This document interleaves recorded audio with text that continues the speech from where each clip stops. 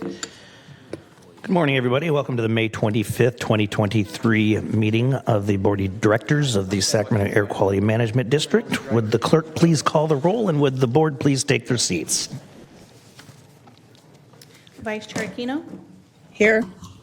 Director Daniels. Here. Director Desmond. Here. Director Frost. Here. Director Guerra. Director Hume. Here. Chair Kennedy. Here. Director Laloe. Here. Director Maple. Director Papineau. Here. Director Cerna. Here. Director Singh Allen. Here. Director Terry. Director Vang. We have a quorum. Thank you very much. Will you please rise, those of you that can, and join me in the Pledge of Allegiance.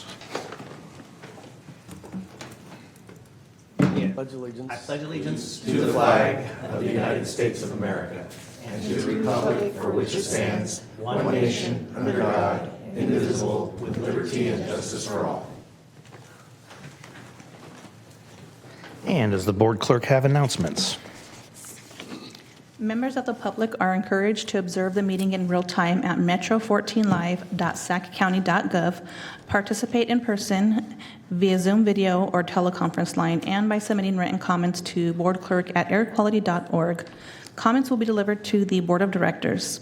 Public comments regarding matters under the jurisdiction of the Board of Directors will be acknowledged by the chairperson, distributed to the Board of Directors, and included in the record. This meeting of the Sacramento Metropolitan Air Quality Management District is cablecast live without interruption on Metro Cable 14, the local government affairs channel on Comcast Consolidated Communications, and AT&T UVerse cable systems. This meeting is being closed captioned and will be live streamed at metro14live.saccounty.gov. Today's meeting will be repeated on Sunday, May 28th, 2023 at 12 p.m. on Channel 14.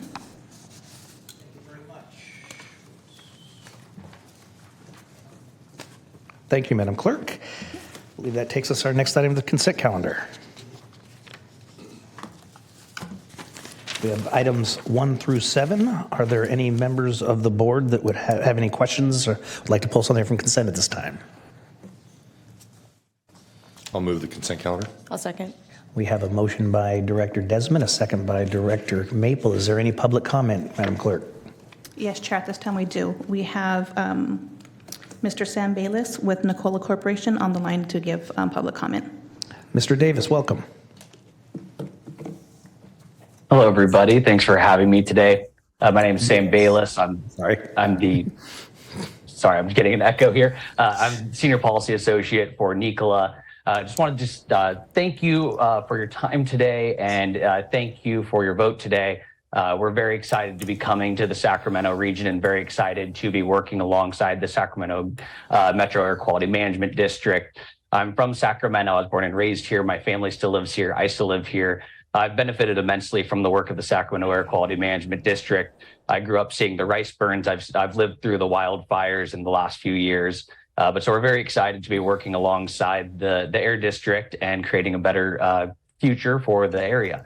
But thank you very much for your time today, and I hope you have a lovely day. Thank you very much, Mr. Bayless. We appreciate the partnership that we are entering into, and very excited about seeing more of this technology in the Sacramento region. Thank you. Thank you. Okay, we have a motion and a second, and we've heard from public comment. Please call the roll. Vice Chair Aquino. Aye. Director Daniels. Aye. Director Desmond. Aye. Director Frost. Aye. Director Guerra. Director Hume. Aye. Chair Kennedy. Aye. Director Laloe. Aye. Director Maple. Aye. Director Papineau. Aye. Director Cerna. Aye. Director Singh Allen. Aye. Director Terry. Director Vang. The consent calendar passes. Did I vote? Aye. We're going to move the agenda just a bit because we might have quorum issues. So we're going to move the Air Pollution Control Officer's presentation to later in the agenda. So that takes us to number 9, public hearings. Fiscal year 2023-2024 proposed budget and fee schedule. We have Patty Kepner here to give a presentation. Give me Welcome, one Ms. Kepner. second, and I will pull it Hello. up on the screen.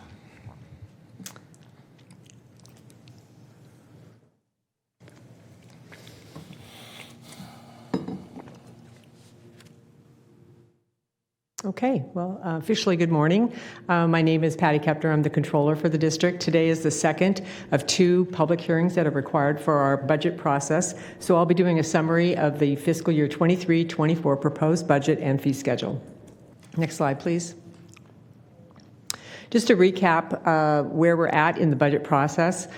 In April, we presented to the board our details of the proposed budget and the fee schedule. We looked at all 3 funds. We looked at a 5-year forecast, and then again, we had the proposed fee schedule that was presented.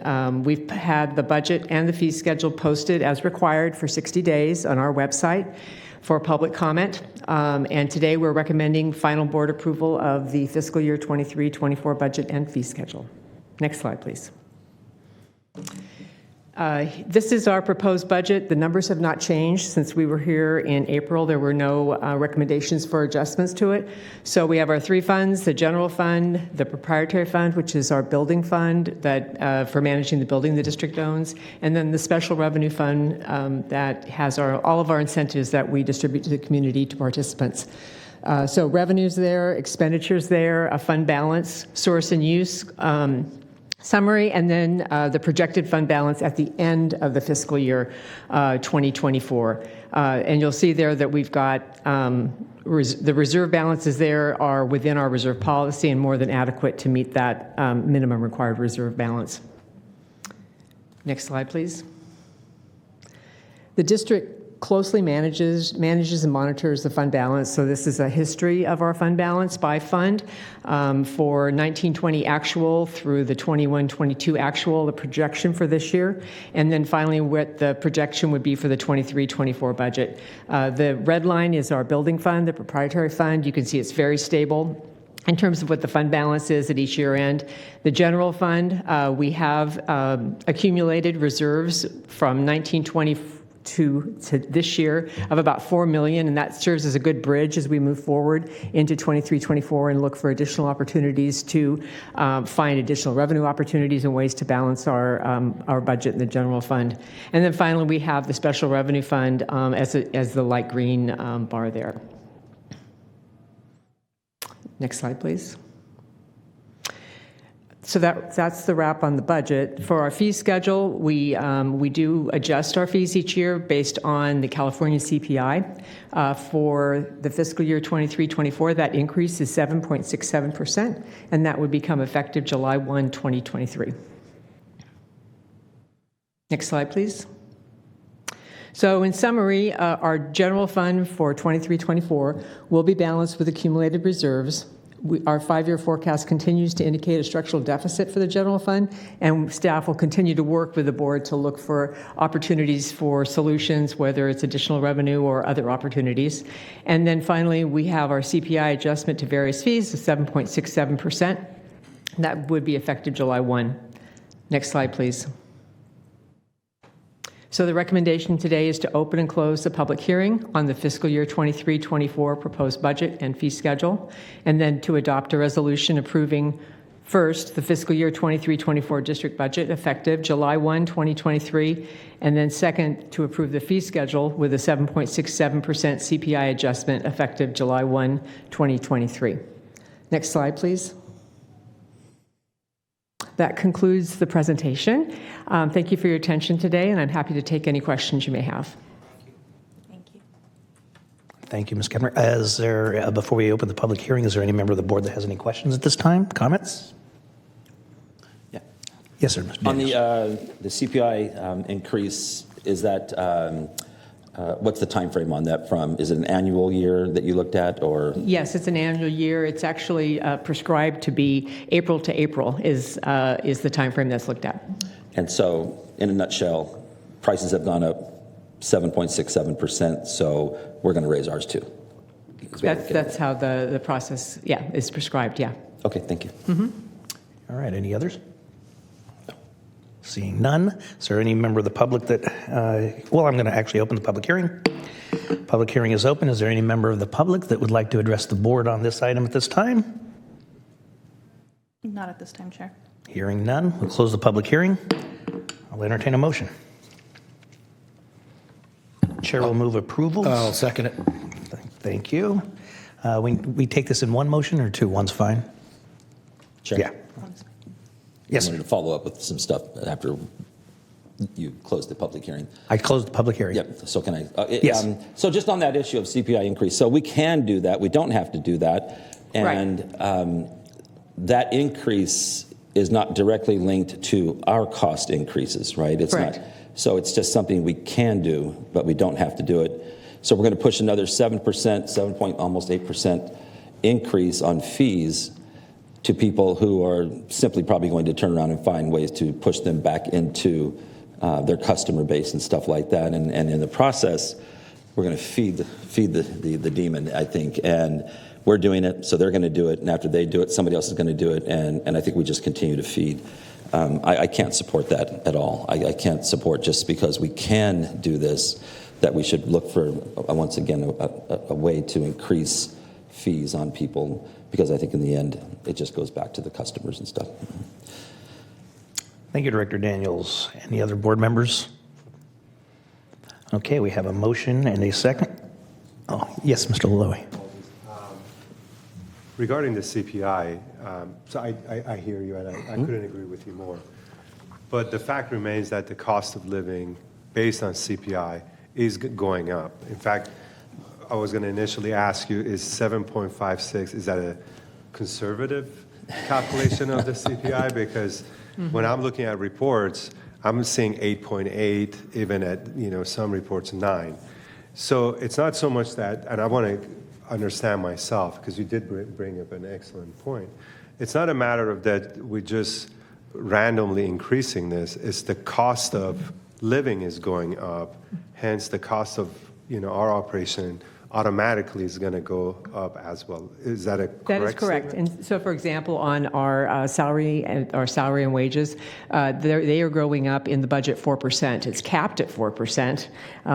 Per the employee agreement, but those costs are going up, as well as any of the contractual costs and also capital costs in terms of construction and on our air monitoring facilities, et cetera. So yes, it's not as if our expenses are flat and we're raising fees. We are experiencing or projecting an increasing cost for the district. So I just want to get a clarification for myself. If we do not have this increase, how would that affect our budget? If we didn't have this increase, it's approximately, I think it's about $400,000 of increase in revenue in total for the district. So that would be something we would have to fund through fund balance in order to balance the budget. So going back to Director Daniels, this is not just a random increase we're doing. We have to do this because the cost of the expense is going up at that percentage, correct? Correct. I think it's why it's structured that way, to have that annual increase, to take a look at the CPI and to have a formal way and a reasonable way to do that. That would be reflective of the cost increase that the district is experiencing as well. And again, going back to the 8.8% that I'm seeing in other reports, you're comfortable with the 7.5? Okay, great. Thank you. Mm-hmm. And just to follow up, you haven't presented any evidence today, though, that our costs have gone up 7.67%. And our costs are going up, and we're part of that reason because we're approving contractor pay increases of 4% and stuff like that. What you haven't shown me is, have our costs gone up 7.67%? And so, I would be comfortable with a 4%, but I think we're just feeding the problem when we come in and also buy into, everybody else's prices went up, inflation went up, so we're going to increase our prices. That's exactly what's happening throughout the country, throughout the state, whatever. Thank you very much. Mm-hmm. At this point, I'd like to give Dr. Ayala, whose hand is up, an opportunity to speak. Yeah, thank you, Chair. I think I want to put some clarifications and facts on the table. So first of all, while I understand the reluctance... Unknown caller. While I understand the reluctance by some of you to approve a fee increase, the fundamental premise for the fee schedule that supports our permitting program is full cost recovery, meaning we should be getting 100% of the cost that it takes to run a permitting program. We do not get close to 100%. We don't even get close. In fact, one of the efforts that we are conducting at the moment is precisely a fee analysis so that we know how much it's going to cost to fully recover what we have to do for permitting. So the first thing, again, I want to make clear is we are not getting full cost recovery on the programs. Now, the CPI increase also is a fundamental element that help us not get too far behind. And the last thing I want to make clear is let us remember that during the thick of the pandemic, we actually hit pause on some of these fees because precisely we were sensitive to some of the unknowns and how it may impact our businesses. So I think from our perspective, this fee increase honestly is a minimal action and is entirely justified, and that's why we're bringing it to you. Thank you, Chair. Thank you, Dr. Ayala. Jamil, do you have your hand up? Yeah, thank you. I think Dr. Ayala covered most of the points that I wanted to make. I did want to reiterate that we have demonstrated that there's a need for this. Our current budget, which we went into detail in the budget document and Patty shared with you briefly at the last April meeting, shows a use of fund balance with the CPI increase. So we're currently, our costs are outpacing our revenue in this upcoming year. To do what we have planned to do and all the required activities and programs to run those, we are already showing a use of fund balance, a deficit. That means that our expenses are exceeding the revenues that are coming in with the CPI increase. So in fact, we have demonstrated the need for this increase, that our costs are going up to continue to maintain the programs that we do, on the daily basis, and that's what's required by law. So I just wanted to reiterate, we're still showing, even with the CPI increase, a use of fund balance. And that over time, luckily we've built up that fund balance and we can absorb that this year and even into next year until we find and put in place some longer term solutions, which may be a combination of additional revenues and a fee study that Dr. Ayala alluded to, as well as potentially having to, cut programs in the community. And those are the hard decisions that are coming at us.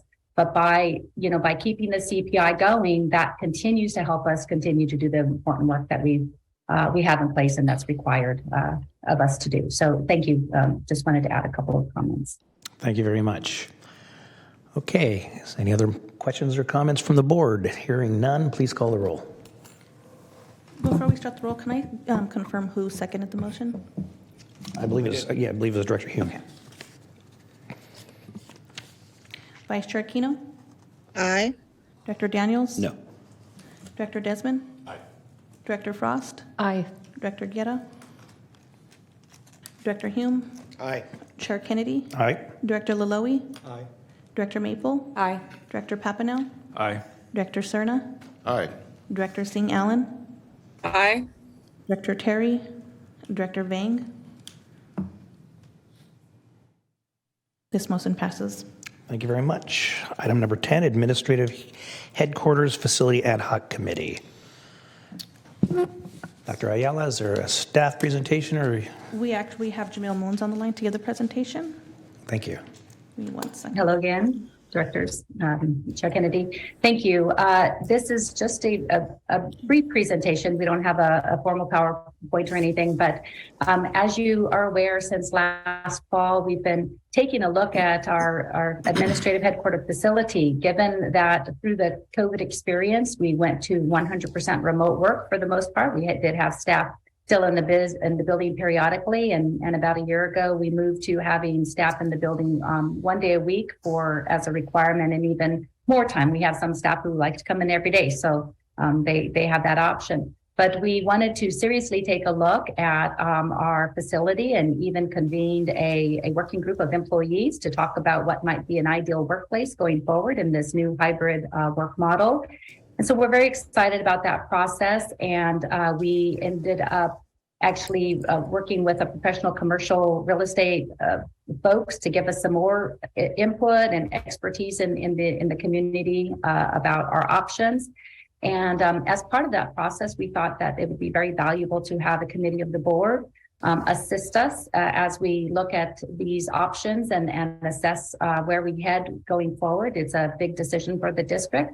And we feel that a committee, an ad hoc committee, the makeup of the board to kind of help us work through some of these and provide us some guidance would be very valuable. So with that, we would leave it to the chair's discretion to move forward in the board's determination if they would like to do that. And we are recommending that maybe a committee of up to 5 board members might make sense. And then to appoint a chair to convene that ad hoc committee, again, at the board and the chair's discretion on how they proceed. But just the concept of having some board members work closely with us to make these decisions is being recommended. Thank you very much. I will say that I've had the pleasure of serving on similar committees, as have some of others up here, for SACOG and Regional Transit recently, and found it to be a very worthwhile and positive experience in providing input to the board, yet not having every board member have to dive into the details. So I will express my support for this item. Is there any questions from the board? I'm happy to serve on the committee. What we'll do is, so that we don't have to do a free-for-all, we'll just, anybody who's interested in serving, should this pass, please contact Selena, and she'll gather the names, and then we can have conversations. Okay. Any other questions? Is there any public comment on this?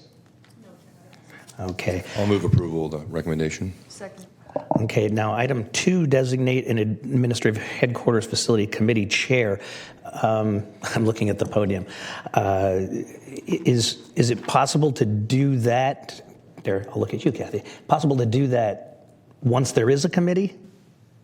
Yes, once you've got the committee, you could either appoint or they could elect. Yeah, let's do that among the committee. Okay. Okay, thank you.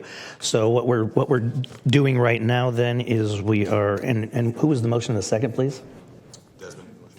And second. Thank you, Frost. Thank you. So we are voting to approve the motion to create an administrative headquarters facility ad hoc committee that is comprised of up to 5 members appointed by the board chair to review options, provide guidance and feedback to the district staff, and make recommendations to the board of directors. And I also want to say that I appreciate the employee input part of this whole process. That's incredibly important. So if we have no public comment, okay. Roll call, please. Vice Chair Keno, Aye. Director Daniels. Aye. Director Desmond. Aye. Director Frost. Aye. Director Guerra. Director Hume. Aye. Chair Kennedy. Aye. Director Laloe. Director Maple. Aye. Director Papineau. Aye. Director Cerna. Aye. Director Singh Allen. Aye. Director Terry. Director Vang. This item passes. Thank you. Item number 11, 2023 legislative priorities and budget updates. We have Kim Craig on the line, going to give a presentation. Thank you. Selena. This is Jaime Lemos, Division Manager for Transportation and Climate Change, and I'll go ahead and start it off. So good morning, Chair, members of the board, and as many of you know, the state of California is focused on climate change and the environment. And so a legislative update on the governor's 2023-2024 budget is important as part of keeping the board informed of the district's program, funding, challenges, and potential opportunities. So since 2018, the district has contracted with ARC Strategy, which is a full-service state advocacy group, to provide legislative, regulatory, and budget-related advocacy and outreach. And so this morning, we have Kim Craig with ARC Strategies, who will present on the state's air quality and climate change-related activities. Thank you. Good morning, everyone. Kim Craig with ARC Strategies. It's a pleasure to see you all. Sorry, I'm remote. We are, as some of you may know, in the midst of the legislative deadline time and also budget time. So we've got a House of Origin deadline coming up next week where all the bills have to get out of each one of their houses. And at the same time, the budget process has ramped up quite a bit because of the timelines for the budget. May revision just was released on May 15th, which is the governor's revisions to his initial proposed budget in January, and the legislature's quickly moving through and considering those revisions and trying to adopt their final budget. But I'll just start quickly, just as a little bit of a background. The district this year has three new representatives, three members left last year, and we have three new ones. So Josh Hoover, a Republican, is a new member that covers the Air District boundaries. Jaime, can you move the slides for me? I'm sorry. I appreciate it. Thank you. Sorry about that. I appreciate it. So we have Josh Hoover, who is a new member that we've spent a little time with doing some education and outreach on who the district is, what the district does. You can move to the next one. And then we also have Stephanie Wen, another new member, took over the area formerly represented by now Sheriff Jim Cooper, and she's on the Transportation Committee. So we've spent a little bit of extra time with her, talking to her about several of the initiatives of the Air District, the work that you've been doing in communities and throughout the district boundaries. And then the last one that is new is Senator Angelique Ashby. Many of you know her from her city council days and is quite versed on the work that the Air District does. So we've spent some time with her as well, and trying to just get her up to speed on all the efforts and, important air and toxic community projects that you all have been working on. So we've done a little bit of outreach, and Director Ayala and Jaime and Rafe have all been part of those efforts to make sure that these new members are up to speed on your efforts and what you're really doing locally in the community to combat air quality and toxics and greenhouse gas emission issues. So it's been going well. We'll continue to create those professional relationships because there are big issues, both regulatory and budget-wise, as well as bills in the legislature. And we want to make sure that you are well represented in those conversations in the legislature. You can go to the next slide. So I think, a couple of legislative priorities. I mean, last year, and it did get signed, but we haven't been in to give an update since then, was, the extension of the Carl Moyer Memorial Air Quality Standards Attainment Program. So those fees that were set to sunset in 2024 were extended to 2033. Those are the vehicle fee and the tire fee that help, fund several of your programs at the local air district. So that's important so you can continue to do the investments in the work in the communities that you're doing. And then this year, we had a long conversation about AB 1609, which would have imposed an additional $4 charge on motor vehicles to provide funding for air quality management districts. The South Coast Air Quality Management District started the proposal and worked with other districts to try and see who else was supportive and move it forward. Assemblymember Eduardo Garcia, who's been a champion on these issues previously, wanted to provide some greater flexibility so that, air districts could continue to meet their requirements and actually do more in the community as we see programs being implemented. So we were working with a coalition with the South Coast. Unfortunately, the bill was held in the Assembly Appropriations Committee just last Friday. So we will continue to have an ongoing discussion with South Coast and the Assembly member about how to try and move those ideas forward in the future, clearly at the direction with your staff and working with Mr. Ayala and the rest of the staff there at the Air Board to make sure we understand what your priorities are specifically and how we can engage those and get those inserted in any legislation moving forward. I'll turn quickly to the budget now. I know many of you, especially being in Sacramento, I think the press is quite clear. But we do have a rather large budget deficit. The governor predicted in January that we would have about a $22 to $23 billion deficit. The state have seen that grown. The governor's latest estimate is 31.5 billion. And I think there's a lot of discussion. The legislative analyst office, who does their own assessment, thinks the whole could be a little bit bigger, but finance and their analysts and their budget folks think we're at about 31.5 billion. So what you see, I think, clearly in the climate space, last year there were incredible investments across the space in climate and energy, greenhouse gas emission reductions. And I think the governor wanted to keep his commitment to those programs. But I think what you see is a lot of fund shifts. So taking out the general fund to help balance the budget and then replacing with what we would consider special funds or other funds. And I think, clearly one of those that's clear, that's important to you all is the community air monitoring funding. And so what the governor proposed in May revision was to keep the $250 million, but to put it in the greenhouse gas reduction fund program. And so you'd still have $195 million for incentives, $50 million for implementation, and then $5 million for technical assistance to community-based organizations. So I know that that's a program that's very important. Continues, I think, for a lot of people to think that it's underfunded. So we still continue to have that fight, but I think it's important to know that there's still a commitment from the governor and his budget to continue to fund those important community air monitoring projects. And then the last thing that, I think was big, and we worked with a director and staff, is the farmer program that helps helps local air districts have funding to replace, harvesting and heavy duty farming equipment. And it had historically been a project funded since the former Governor Jerry Brown to help with those swap outs. This year, the governor proposed no funding. The Assembly didn't propose any funding, but the Senate actually, through their budget process, proposed to restore the $150 million to the program. And so that's currently still being considered. The Senate still supports it. And as we move through this subcommittee process that's happening today and next week, we'll continue to work with the other stakeholders to make sure that that money stays in and ultimately get the governor to agree that that's a worthy program and an incredibly important investment. We can go to the next slide.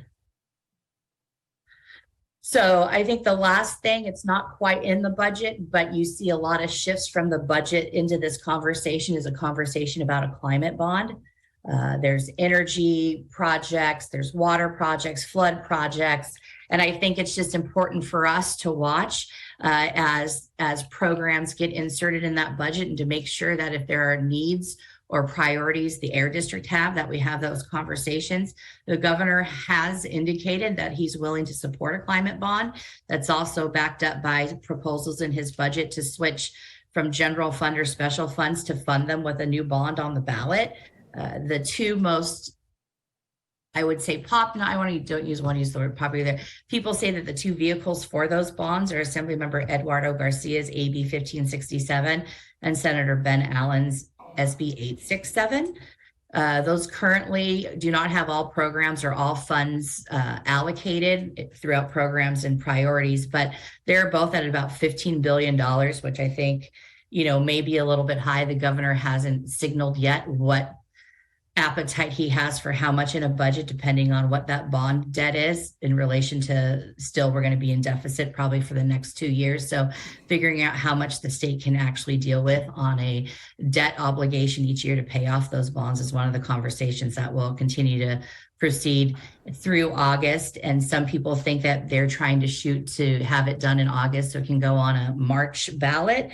And others think the conversations on the bonds will happen earlier next year, and then go on the November ballot. So again, there's a lot of talk, a lot of commitment still from the administration and the legislature on climate and climate priorities. But the question now, in light of the budget deficit and perceived deficit probably for another year to two, how do we fund those programs and projects? So with that, it's still a super busy time. Like I said, we're in deadline time, but that's the work and the tracking that we've been doing on behalf of the Air District in conjunction with your staff. And so I'm happy to answer any questions or provide any further information you need.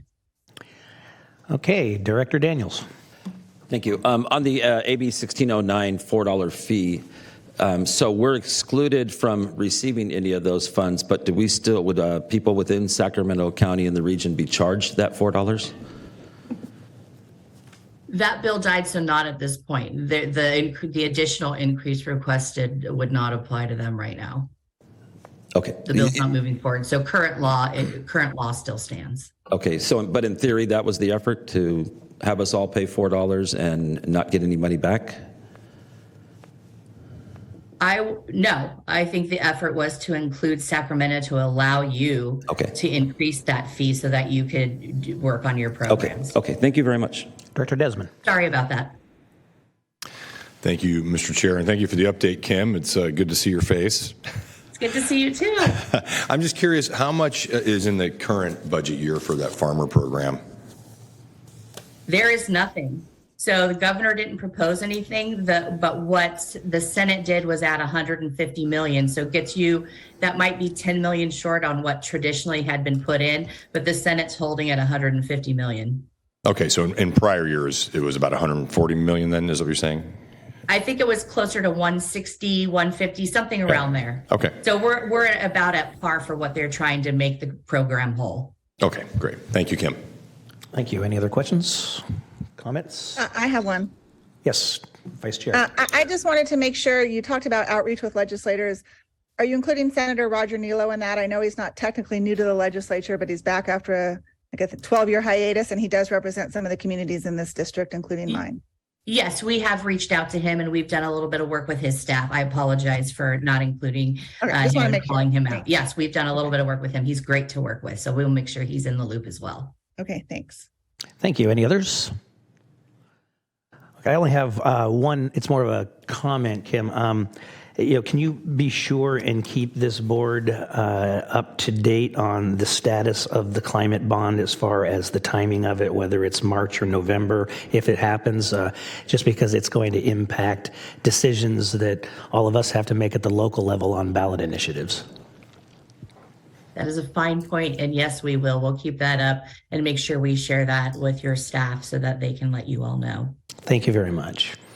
Is there any member of the public that has any comment? No, Chair, not at this time. Okay. Thank you very much. This is a receive and file, and that takes us to item number 8, the Air Pollution Control Officer's Report. Thank you, Mr. Chair. And as the slides are coming up, let me take this opportunity to thank Kim and ARC Strategies, our legislative advocates. It's great to have them on our side working on our priorities. So thank you, Kim, and obviously we send our regards to Amy. Thank you so much. We enjoy all the work. Thank you. Next slide, please, Madam Clerk. So, Board, good to see you. Thank you. Good discussion today. Just a reminder, one of the actions that you approved is we are going to take a break in June. So we will not see you after today until the July board meeting. Keeping in practice with and the custom of taking a recess for the board along with your local jurisdictional recess. I have a number of items that are as typical when we consider important FYIs for you all to be aware of. The first one is simply, again, keeping it in practice with sharing with you all the letters of support that the agency submits. In this particular case, we provide a letter of support to our partners, California, Sacramento region. They are applying for some of the new federal funding, specifically to work on wildfire smoke preparedness. We're happy to support them. You may recall that they were actually active participants with us on the AB 661 effort that Assemblymember McCarty authored in 2019 to get the region better prepared when the next wildfire hits us, we can better inform and provide guidance to our community to protect themselves. So the letter is in your packet in case you want to actually go into some of the details, and obviously we're here to address any questions you may have. Next slide, please. The next 2 or 3 items I have for you are, again, important current events. As an air agency that works on carbon reductions in the greater Sacramento region, these important policies that are coming out of the federal government will touch us directly and indirectly in several important ways. And that's one of the reasons we want to keep the board appraised. The latest action, very significant, just went into the Federal Registry literally 2 days ago on Tuesday. And what this is a new federal proposal by EPA to reduce emissions from our power sector across the nation. As you can imagine, it's a very complex regulatory document, and the process itself, we have in front of us a long way to get it to the finish line. But what I wanted to do is just to give you some highlights that connect directly to some of the things that you have been hearing us talk about. So this is going to impact both coal power plants and natural gas power plants. And it is indeed a significant step to get the U.S. to meet its decarbonization goals.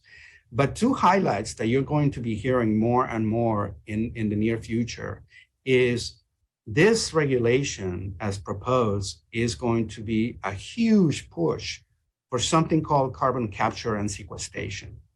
CCS is a key tool where basically in its most fundamental form, we are going to be extracting the carbon out of power plant emissions and putting it in geological storage. This is absolutely essential because without it, it is very unlikely not only the US, but the world is not going to be able to meet the climate commitments. What is notable is SMUD is working with the Sutter Energy Center to the north of us in the very first large-scale demonstration of this technology. So again, this is yet another example of how we benefit from having an electric utility that is at the cutting edge of technology demonstration. So obviously, we're very interested. We're fully engaged and supporting it. Our sister agency, the Feather River Air Quality Management District, is in the process of permitting those operations. We are very interested because this is a first of a kind. This hasn't been done before. And this is all thanks to this new power plant proposal. The second thing that the proposal is doing, again, is a theme that I'm hoping is becoming very familiar to you, and that is the promotion of the use of hydrogen for coal-firing gas turbines. And the ultimate goal is to eventually get to run turbines, not on natural gas, but on 100% hydrogen. And obviously we want green hydrogen. Now, again, I'm gonna give kudos to SMUD here because one of the things that SMUD is already spending R&D resources on is exploring this idea of running the gas turbines that we're essentially gonna need to keep the ACs and the lights on, but running them in a completely carbon-free fuel, which is hydrogen. This is going to benefit us not only because our power sector is going to be zero carbon, but obviously we can be off-takers for potential use in the transportation sector. And this is why the efforts that you just approved this morning in consent, working with companies like Nikola, are important because those trucks, the fuel cell electric trucks, are going to be needing a source of green hydrogen eventually. Next slide, please. Some really cool events that we're going to be participating in tomorrow. If you guys have time, we're going to be at Twin Rivers celebrating the ribbon cutting of their latest charging depot. We are very proud that we are strong supporters of Twin Rivers and their efforts to electrify the school bus fleet that they have. We should all be proud, especially you as our decision makers, that because of the partnership with Twin Rivers, the Sacramento region has the largest electric school bus fleet in North America. So, it's something to be proud of. We benefit from champions like Twin Rivers. But our goal is clear. We need to do more.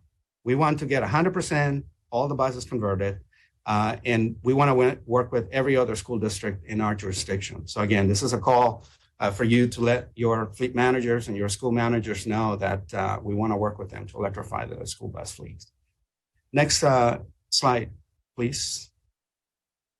Another important event, if you happen to have the time and be around Sacramento, is this very large international conference, the Electric Vehicle Symposium and Exposition, EVS 36. We are fortunate that it's coming to Sacramento. This is typically an international event, so it's not necessarily easy to get to. They're coming to Sacramento. It's going to be a great convening for anything and everything electric vehicles. So if you really wanted to, do a crash course on electrification of the transportation sector, this is probably one of the best venues. And we're very proud because as an agency who's very interested in the topic, we're actually going to be contributing 3 presentations. One of them including Mr. Lemos, who's leading our Transportation and Climate Division, where he's going to be sharing with the conference attendees the EV lowrider project that you have heard that we're working on. But there's other efforts like the Mobility Hub that we've talked to you about. Again, we have a number of electrification efforts in the region. So it's great for us to be able to put those on the podium and talk to attendees. And also for us, obviously, to learn from what is happening around the country and the world in this topic. Next slide, please. And the last event that we're going to be participating in as well is coming back to the topic of hydrogen. There is a California Hydrogen Leadership Summit coming to downtown Sacramento. This is meant for policymakers, so the audience is the folks that work at the state capitol and folks like you. And we have been participating. We are a modest sponsor of the event.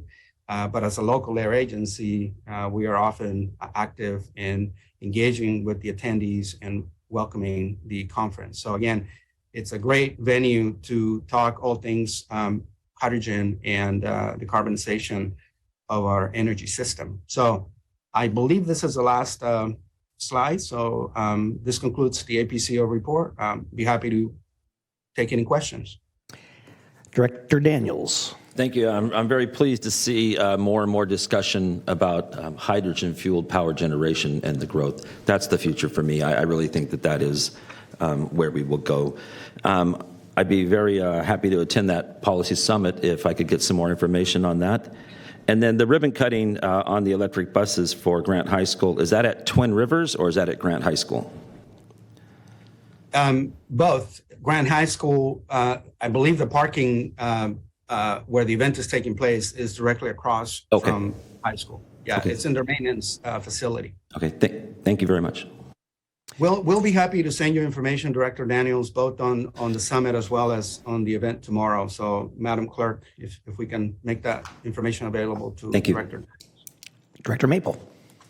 Thank you, Chair. Great presentation. And just had a couple quick questions. One question is related to the electric school bus program. So I'm assuming that you've done outreach to Sac City Unified. I don't know if you want to give me, as a newer member, some of the background on that and whether or not they've expressed interest. I'm gonna turn to Mr. Lemons, Director Maple, to give you the details with Sacramento Unified. But the global answer is absolutely. We're actively outreaching to all the school districts, including outside of our jurisdiction. As you know, many of our incentive programs, we actually implement them in the 5-district area. So, for example, Yolo County, Washington Unify has been one of our partners, but specifically on Sacramento Unify. Jaime, can you address the question? Yes, great question, Director Maple. We do meet regularly with all of the school districts within the region. And in fact, we have started a school bus consortium where we meet regularly. We also bring our incentives information along with the state's HVIP programs and other, like the CEC, the California Energy Commission funding. Because school bus is such a priority for the nation, we've brought this consortium together just so that we can make sure that everybody receives the same information and that everybody can learn from each other as well. And even so, there are even times when maybe one school district is a little shy of maybe getting into, or was getting a little shy into getting the zero emission space, that the other school district would allow the school district to borrow one of the buses. And so it's a great relationship, and we have a champion within our agency, one of our engineers, Heather Taylor, who has been on this program for many years now and is the one who leads the consortium. Great. And so SCUSD has expressed interest in doing this program because they're part of the consortium. I'm assuming there's other challenges to actually moving forward. Okay, great. I will make sure to talk with my school board members and see if that's something that they're interested in. And then other than that, I'm also interested in the Hydrogen Summit. So if you would mind sending me that information, that'd be great. Thank you. Any others? Yeah, Chair, I'll just say if you could send me the information on the summit as well. So maybe send it to the whole board, and that way we can all determine whether we can make it. I would send that to the board too. And Dr. Ayala, for EV6, which I regret to say EV36, I was actually at EV6. Thank you for that laugh. But if the public, or if the board members, I should say, are interested in that, is that something they can attend? Absolutely. I mean, the point of sharing, and I love the response, the point of sharing these events is again, to invite you to participate, because this is one very efficient way for you to really get a broad picture of what's going on in the space. So again, we'll make sure that we get the information to all of you. Our clerk and her team are here to assist you. So we can even help you with getting you registered and all that. But that's great to hear that you have the history with EVS, Mr. Chair. I'm sure it's better 30 years later. Let me say another comment is that, we continue to punch above our weight at this district when it comes to, if you look at the Tesla heavy duty vehicles and the largest fleet in Northern America of electric buses. And I just want to give credit where credit lies. I think it's due to, our pugilistic staff and their continued efforts to make Sacramento leaders. So thank you. Is there any public comment on this item? No, Chair, not at this time. Thank you very much. Is there any public comment in general on anything not on the agenda? No, Chair. With that, any board ideas, comments, or AB 1234 reports? Thank you very much for being here. We will see you in July. We're adjourned.